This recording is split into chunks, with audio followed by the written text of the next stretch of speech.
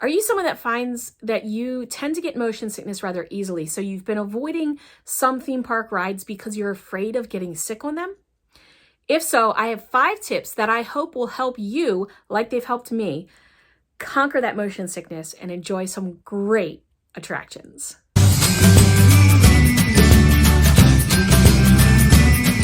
I get motion sickness very easily. So rides like Expedition Everest, the part where it goes backwards, Space Mountain, Harry Potter and the Forbidden Journey, Hagrid's Motorbike Adventure, just about anything that moves, I get motion sickness on. Teacups have been a no-go for me. I cannot do spinning. And even sometimes watching the carousel go round and round makes me nauseous. However, I don't want to avoid all the fun just because I get a little motion sickness. So I had to find ways to deal with that. The top way that I found are C-bands. So C-bands have this little pressure point that you put on your wrists, and they're relatively inexpensive. I wear those the day that I'm going to any of the rides, so just about every day. But I also take Dramamine at the same time. I find the chewable Dramamine usually doesn't make me quite as tired as the regular dose or the 24-hour.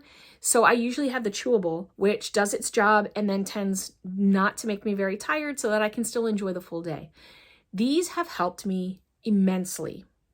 If I wear these when I'm going on something like Expedition Everest, I have found that, yes, there's still this moment of a little bit of uneasiness, but I can still enjoy the ride. So they have been a great help. I've been able to enjoy that ride with the help of those 2 things. The second thing that really helps on certain rides is having a focal point. For me, on Expedition Everest, if you can sit in the left-hand side, as you're going backwards, if you can look down onto the track, you will see like little bits of light. You can see a little bit of light. It's not completely 100% dark. When I found that if I looked at that part of the track, if I could see the light, it made it less intense for me. So I wasn't feeling quite as nauseous if I was able to do that. So having that focal point is really helpful. That also helps on rides like Guardians of the Galaxy, having a focal point. That also, again, is looking at the seat in front of you. Not necessarily, you don't have that light patch coming through the tracks. So looking at the seat in front of you is going to give you a focal point for that ride. And it will really prevent you from feeling quite as nauseous because your peripheral is always facing the same way and you're not kind of looking all the way around. So having a focal point on Guardians of the Galaxy works. This also helps for Flight of Passage and Forbidden Journey over at Universal, because on both of those rides, it's a simulator, so you're moving around a lot. However, you have to put yourself into that attraction, into that moment. And for Flight of Passage, you have to focus straight forward the entire time, as well as Harry Potter and the Forbidden Journey. So on Flight of Passage, you're focusing as though you are riding the Banshee. And on Forbidden Journey, you're focusing as though you are riding on a broomstick. And if you're keeping that forward-facing focal point and really kind of letting yourself believe that you are on those 2 things, I've found that it makes a world of difference in not making me feel quite as nauseous on either ride. I can handle them really well, and they're very enjoyable when I do that. Number 3, ride placement is actually super important too. I have found that the front row on Expedition Everest is perfect. It is, to me, like the best row. I'm not a back row kind of person, but on that ride, it allowed me to really be able to see, again, the light on the track. You can see really well it from the front seat, as well as it's not quite as intense because you're not going all the way back as though if you were in the back row. So you have less track to cover if you're in the front row. It's also the same for Hagrid's Motorbike Adventure at Universal. If you're in the front row, you have less track to travel when you're going backwards, so less chance of all that extra nausea on your stomach from going in reverse. And placement for me on Guardians of the Galaxy, and I wrote it 4 different times within a week. So I was really able to get a sense of different seating arrangements. And I found the 4th row on the left-hand side provided me the best placement for that ride. I felt the least nauseous. I went all the way back to, I believe, row 6. I don't think I went past row 6. And row 6 was a little bit intense, but not too bad with my Sea-Ban and my Dramamine. And just having that placement, again, on the left-hand side. I did talk to a cast member about that, and they're recommending the left. I think it has something to do with the centrifugal force, how the ride vehicle is rotating.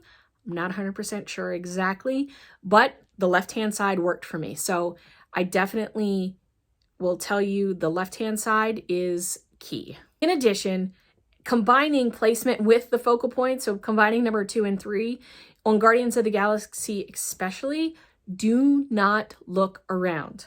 That was the biggest mistake I made.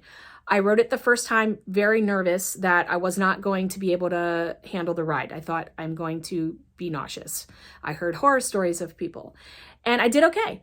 So the second time I was really able to enjoy it. The third time I was like, let me look around now. That was not a good idea. So I did not feel very well getting off the ride after that. It wasn't horrible with my Sea-Ban and the Dramamine. I think that really helped to combat it, and it didn't really take maybe 5 minutes for me to feel okay again. But I realized it was because I tried to look around too much. If you're like me with motion sickness, you're probably not able to do that. So if you keep that focal point and the placement in the ride vehicle, you should be okay. The 4th tip I have is, when you need to, close your eyes. For me, on Forbidden Journey at Universal, I found that I needed to close my eyes because there were parts of it that, combining how the ride vehicle was moving and what I was seeing on the screen, was a little bit too much. So like closing my eyes for maybe 3 seconds allowed my mind to reset, and it really wasn't a problem after that. So if you need to, close your eyes.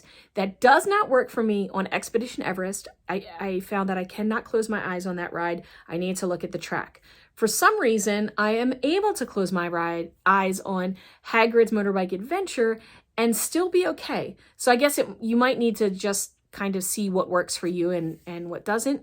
But sometimes it's just a matter of closing your eyes and giving your brain time to kind of reset and just kind of separate the movement of the vehicle and visually what's being seen.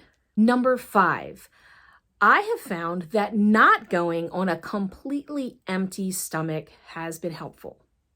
I know that might sound odd, but, and I did a little bit talking to people, did a little bit of online, research, or whatever you want to call when you just kind of search a few things. It's not really research, but you know what I mean. And I found that if I had something, not anything too heavy, not anything like, not a huge meal, but if I had a little something to eat about an hour before I went on, giving it time to settle, kind of giving a little bit of something in my stomach, but not too much in my stomach, I found that my stomach was less uneasy than if I had a completely empty stomach. So I don't know why that works. It worked for me. So thought, hey, I'm going to make sure that I do that every time. And I have, and I've never had a problem. I've never gotten sick on any ride using these tips.